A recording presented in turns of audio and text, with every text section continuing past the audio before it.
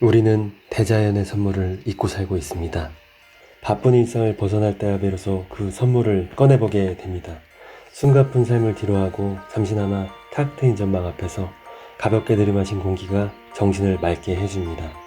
소유에 대한 욕망의 갈증이 가시지 않을 때는 욕심을 버리고 물 한 잔의 여유를 가진다면 입가의 미소는 자연스럽게 생길 것입니다.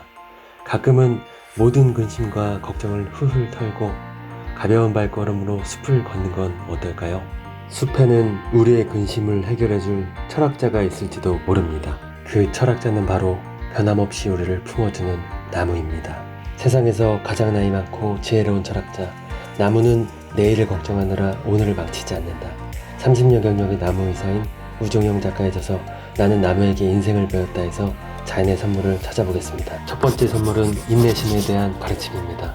나무의 작은 씨앗은 땅에 떨어진 순간부터 싹을 틔우기까지 긴 인내의 시간을 견뎌냅니다. 운이 좋아 1년 만에 자리를 잡고 싹을 틔우기도 하지만 적당한 환경과 조건을 만나지 못해 딱딱한 껍질 안에서 수십 년을 보내기도 합니다. 씨앗은 오래도록 씨앗으로 존재하려는 현재의 지향성과 나무로 자라려는 미래의 용기를 동시에 가지고 있는데, 오랜 기다림 끝에 적절한 환경을 만나 싹을 틔울 용기를 세우면 땅에서부터 철저하게 내실을 다져 놓습니다.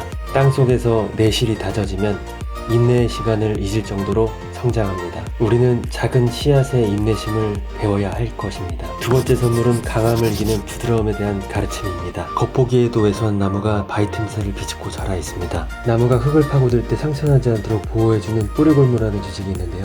뿌리골무는 흙뿐만 아니라 단단한 바위까지 파고듭니다. 사실 뿌리털 끝을 감싸고 있는 뿌리골무는 오히려 나무의 그 어떤 조직보다 연약하다고 합니다. 도대체 뿌리골무는 어떻게 바위를 뚫는 것일까요? 비밀은 바로 나무가 품고 있는 점액질에 있습니다. 뿌리골무에서 나오는 점액질은 거친 흙을 부드럽게 만들고 주변의 수많은 미생물까지 먹여 살립니다. 옥수수 뿌리의 점액질 1g에는 무려 100억 마리 이상의 세균이 공존하며 먹고 살 수 있는 영양물질이 들어있습니다. 뿌리골무가 미세한 바위 틈새를 지나갈 때 점액질의 미생물이 바위를 부식시키기 때문에 결국 바위가 갈라지고 맙니다. 나무는 미생물과 공존하는 유연성을 발휘하여 바위라는 강함을 이겨낸 것입니다. 중국의 철학자 노자는 유능제강이라는 명언을 남겼습니다. 부드러움은 능히 강함을 이긴다는 뜻입니다. 나무를 볼 때마다 유능제강을 떠올려 보면 어떨까요? 세 번째 선물은 성장에 대한 가르침입니다. 산꼭대기 바위 틈에서 살아갈 정도로 질긴 생명력을 지닌 소나무는 한민족을 상징하는 대표적인 나무입니다. 철갑을 두른 듯 바람과 서리에도 변하지 않는 모습, 애국가처럼 언제나 늘 푸름을 유지하는 소나무의 성장 비밀은 무엇일까요? 소나무의 성장 비결 첫 번째는 내실 성장입니다. 다른 나무들과 달리 소나무는 1년에 딱 한마디씩 성장합니다. 성장 속도에 치중하여 속이 빈다면 강풍에 쓰러지기 쉽습니다. 소나무는 내실을 다지며 천천히 자란 덕에 천년의 풍상을 견딥니다. 소나무의 성장 비결 두 번째는 마이웨이 전략입니다.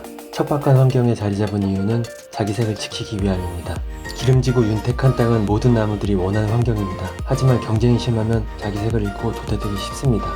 작가에 의하면 소나무는 힘들더라도 경쟁의 틈바구니에서 벗어나 외로운 길을 선택한 전략이 오히려 경쟁력이 되었다고 합니다. 마지막으로 책에서 소개하는 헨리 데이비드 소로의 월든을 인용하며 자신의 속도를 찾는 것의 의미를 알아보겠습니다. 왜 우리는 성공하려고 그처럼 필사적으로 서두르며 그처럼 무모하게 일을 추진하는 것일까? 어떤 사람이 자기의 또래들과 보조를 맞추지 않는다면 그것은 그가 그들과는 다른 고수의 북소리를 듣고 있기 때문일 것이다. 그 사람으로 하여금 자신이 듣는 음악에 맞추어 걸어가도록 내버려 두라. 그 북소리의 박자가 어떻든 또 그 소리가 얼마나 먼 곳에서 들리든 말이다. 그가 꼭 사과나무나 떡갈나무와 같은 속도로 성숙해야 한다는 법칙은 없다. 지금까지 킴뉴스 TV였습니다.